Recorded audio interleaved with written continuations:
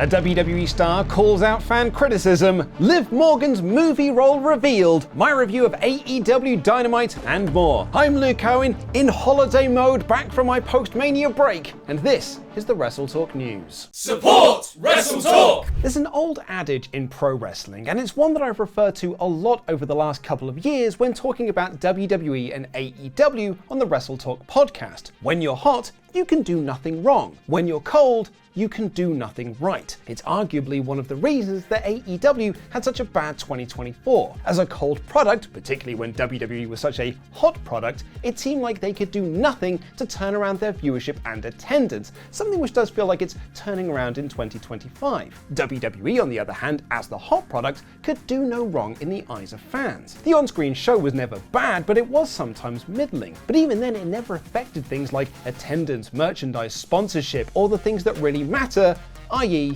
money. But WrestleMania 41 did receive mixed reviews. While the main event of Night 1 was widely praised and the opening match of Night 2 has been described as not only one of the best WrestleMania openers but potentially one of the best Mania matches ever, the announcement of the acquisition of AAA was met with much denouncement from the Lucha Libre community. Randy Orton beating the TNA World Champion in 3 minutes was hardly a glowing endorsement of their relationship, and the main event of John Cena vs Cody Rhodes for the WWE Championship was heavily criticized by fans and critics alike, particularly as The Rock was not part of the match and Travis Scott was. But while there were some negative feelings towards Mania, there was nothing but praise for NXT Stand and Deliver, which was an excellent show. And NXT has been consistently great. However, the announcement of a number one contender battle royal for next Tuesday's show was met with some criticism. One fan even noted that the lineup was auraless, and while they did add no disrespect,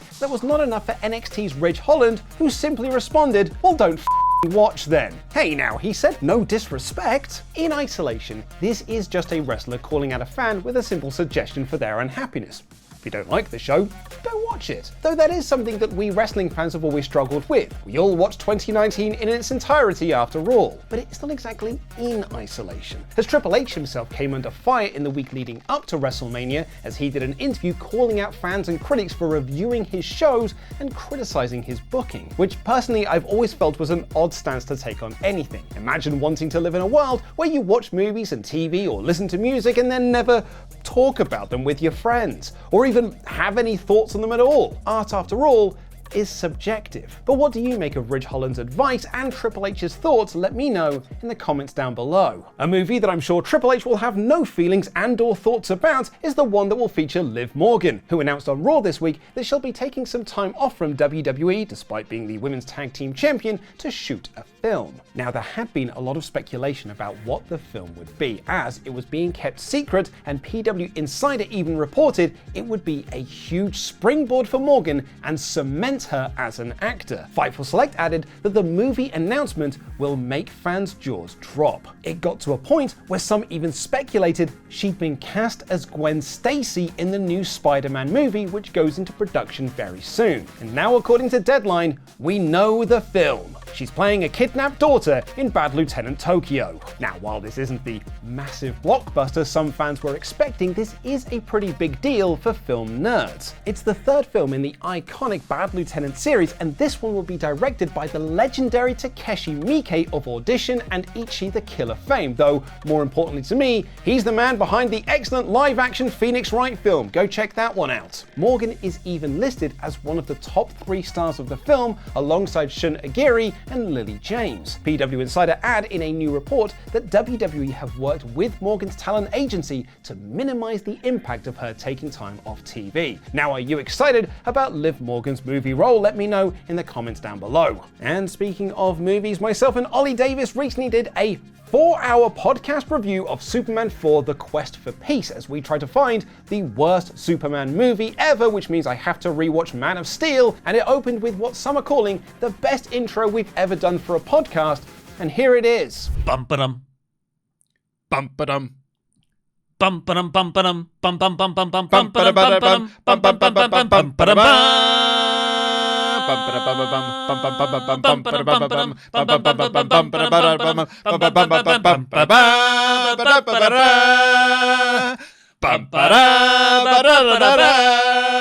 Ba-da-da-da-da. Ba-ba-da-da-da. Ba-da-da-da-da-da-da. Superman has faced his biggest foes, but in this movie, he isn't facing nuclear war, Lex Luthor, or even the integrity of journalism. No, he's facing a foe far greater. Budget cuts. Massive studio budget cuts halfway through production. I'm Ollie Davis. This is Luco and DAD. Welcome to Cutscene and worst movie ever, Superman 4. Quest for Peace.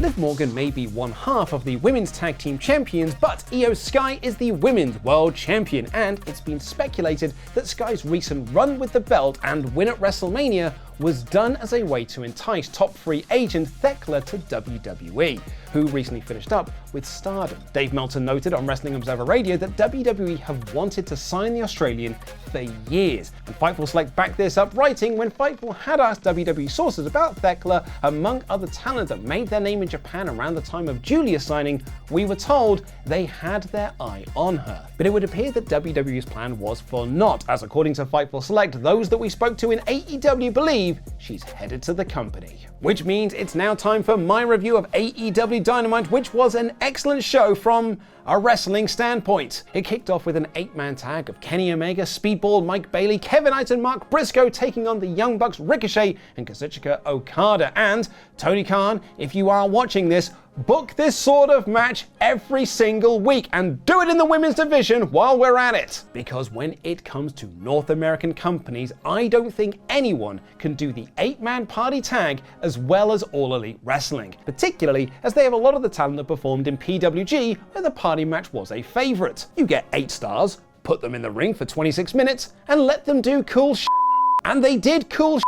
And it was cool! But for all of you Where's the Story junkies, the match was built around the history of Okada and Omega as we build to their first singles match since 2018 at July's All In. Commentary put over their legendary wars and the whole match built to their first confrontation, and it was like the clock was turned back. AEW's, let's be honest, lack of presentation of Okada has hurt his aura somewhat, but in just one match and one moment, it felt like the feeling was back. This wasn't 3-star Okada, this was the Rainmaker, and he was in there with the best bout machine. This was all so much fun, and I wonder who can take the pin.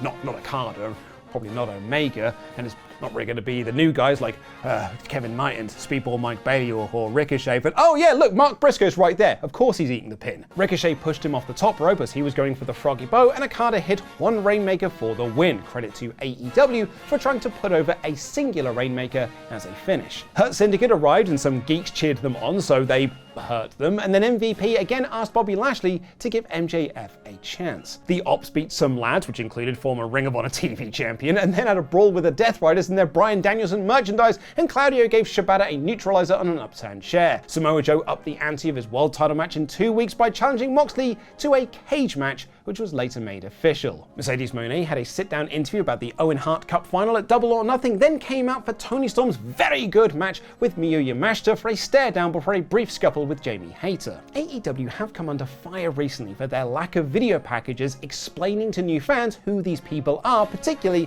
when it's a cameo appearance like Yamashita. And I think that AEW did do a good job of telling you, the audience, who she is, even noting that she'd previously beaten Thunder Rosa in an Eliminator match, which gave it some character stakes in that Storm was heading into this bout 9-0 in Eliminator matches. She's now 10-0 ahead of another title Eliminator against Lady Frost. Hurt Syndicate came out for their weekly thumbs down of MJF, and after a bit of teasing, Lashley again gave Max the thumbs down. MJF exploded with anger at Lashley and called him bald. Hey, that's Ricochet's gimmick! And mine! And Lashley told him that if he wants to impress him, hurt someone.